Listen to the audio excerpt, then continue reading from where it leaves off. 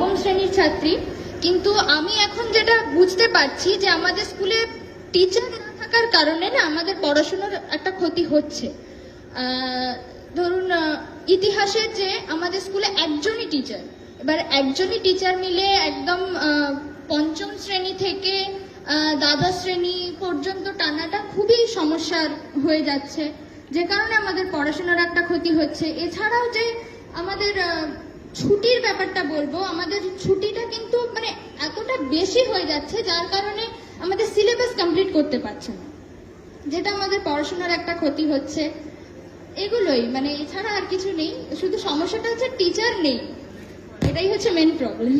গোটা পশ্চিমবঙ্গে এই সময়ে দাঁড়িয়ে তুমি সরকারি স্কুলে পড়ো, মানে 8,000 স্কুল তো বন্ধ হয়েই গেছে, সেটা তো বাদই দাও, সরকারি স্কুলগুলোতে শিক্ষক মাত্র একজন। মানে এই সমস্যাটা শুধুমাত্র দাসপুরের সমস্যা এরকম না, গোটা পশ্চিমবাংলার সমস্যা, যে দুর্নীতির জন্য একের পর এক রিক্রুটমেন্ট নিয়োগের পদ্ধতিতে এত দুর্নীতি, তার জন্য একটা বড় অংশের স্কুল, সরকারি স্কুল বন্ধ হয়ে যাচ্ছে।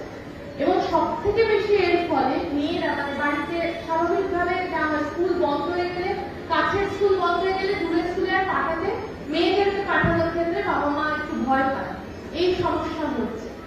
তোমার এই যে সমস্যার কথা বললে, এই যে নিশ্চিত তোমার স্কুলে তোমার বন্ধুদের মধ্যে একটা ক্ষোভ বা বন্ধুদের মধ্যেও এই প্রভাব রয়েছে।